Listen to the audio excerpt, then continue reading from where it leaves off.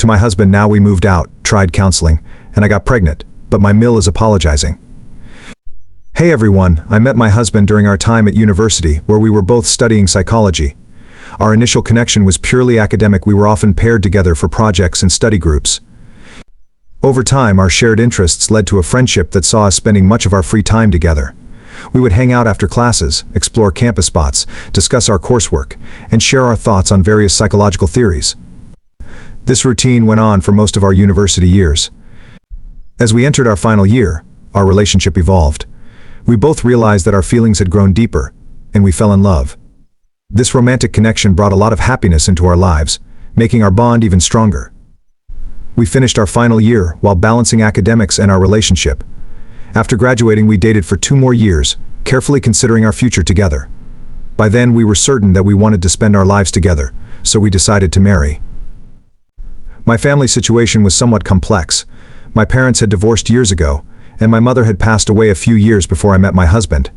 I only had my father, who, despite the past, was supportive and happy for us. My husband's family was different. He had been raised by a single mother who had devoted her life to him. She was also supportive of our decision to marry, understanding how much we cared for each other.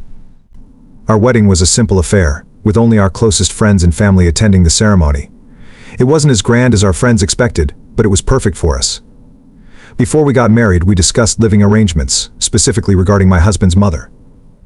Having raised him without any support, he felt a strong sense of duty to take care of her, especially now that he was earning and she was getting older. I agreed to this arrangement because I understood where he came from and respected his dedication to his mother.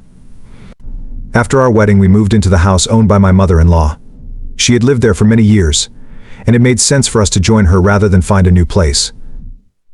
Living with her turned out to be easier than I had initially expected. She was an independent woman who largely kept to herself and rarely needed my help.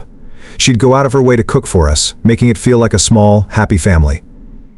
She and I mostly spoke during our evening tea sessions in the backyard, discussing my work, her work back in the day, and even her dating life. I thought I had found a new friend.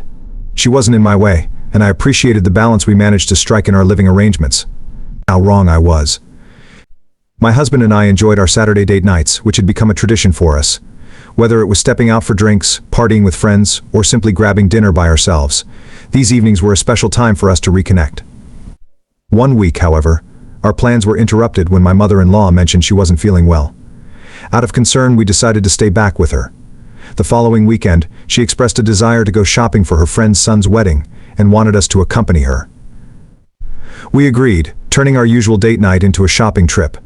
The next week, I felt a bit dizzy from the heavy workload at my job. My mother-in-law noticed and told my husband to stay home to look after me. I appreciated her concern, but it started to feel like our date nights were being sidelined. For nearly 2 months, various reasons kept coming up, preventing us from going out on our date nights. Whether it was her health, errands, or other concerns, our Saturday evenings were consistently occupied. I found it disheartening, as those moments alone with my husband were precious to me. One week, she offered to cook for us, suggesting we stay in. I decided it was time to speak up. I firmly told her that we hadn't been out on a date in a long time, and I wanted to go out with my husband that evening. She didn't object, but her smile was strained.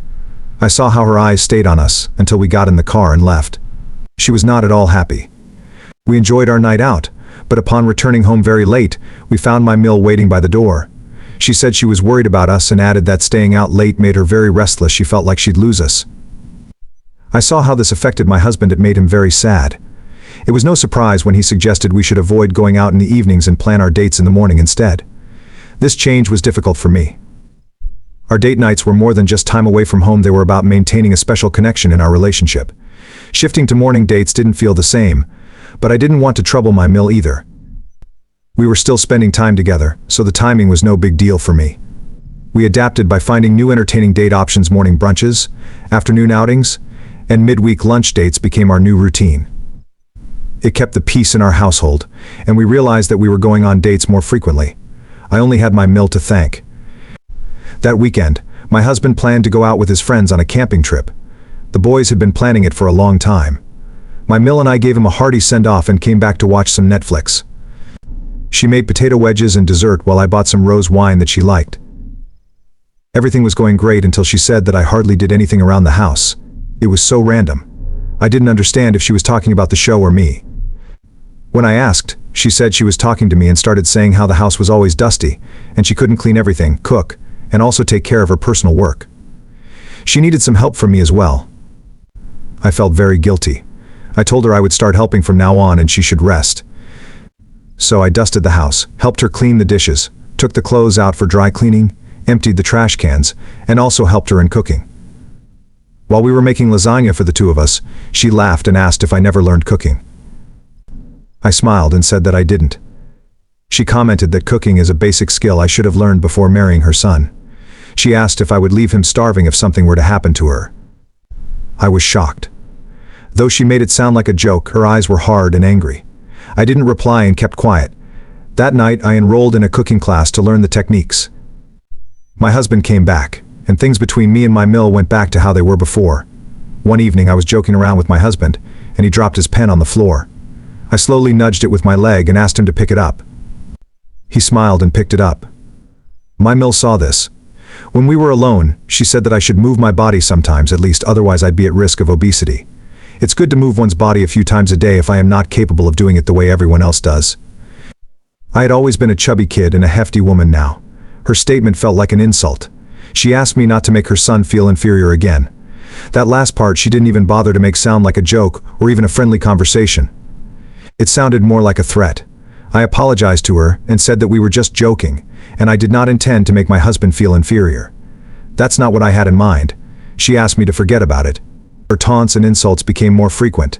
I'd be talking on the phone with my friends, and she'd come and say that I hung out with very bad company. "Those girls are true evil," she once said. I asked her not to say such things because my friends are special to me. They'd been with me when I needed them.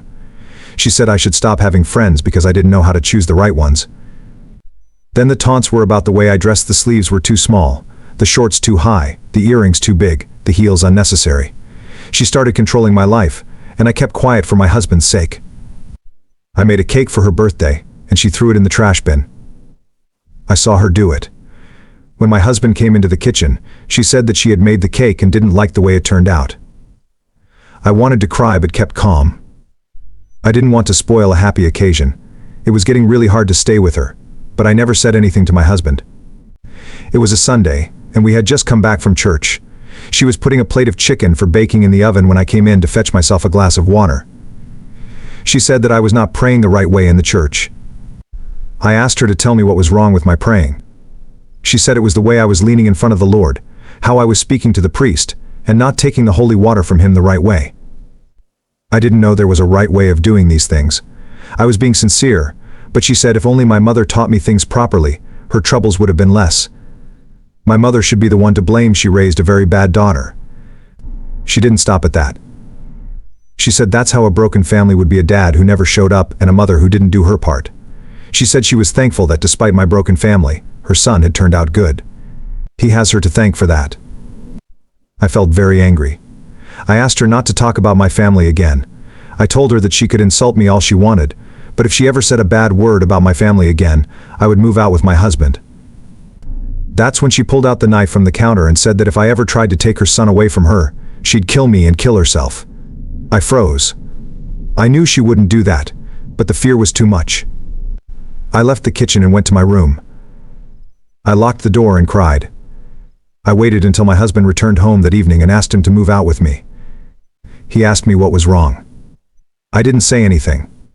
I didn't want to put him through the stress of choosing between his mother and me. I just asked him to move out. It took some time, but he understood I was serious. We found a rented apartment 2 weeks later. We moved out without telling my mill. I had no courage to talk to her about it. We left a note saying that we had found a better place and were moving out. My husband thought it would be less painful for her to read the note than to have to go through a long conversation with her. Our new home was close to my workplace, which was a relief. I joined a gym, made a few new friends, and settled in. My husband was very sad and stressed. His health started deteriorating. One weekend, he was taken to the hospital due to dehydration. He was not eating or drinking properly because he was worried about his mother. I suggested therapy for both of us. After a month of convincing, he agreed to join me. In therapy, I confessed all the things I had gone through. The therapist was shocked. She said that I shouldn't have kept it to myself for such a long time. I said I didn't want to hurt my husband. I said that my Mill was a good person, and something had changed her.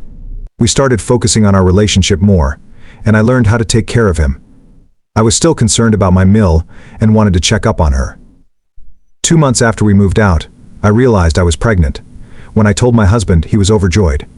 This gave us new hope. I was very happy, but I couldn't shake off the stress of leaving my Mill alone. I suggested my husband invite her to live with us for a few days. He did call her, but she refused to come. I felt bad. I knew what I needed to do. I went to visit her alone and apologized for everything I had done. I said she could come live with us because we were going to have a baby, and I needed her by my side. My Mill started crying. She said she was sorry.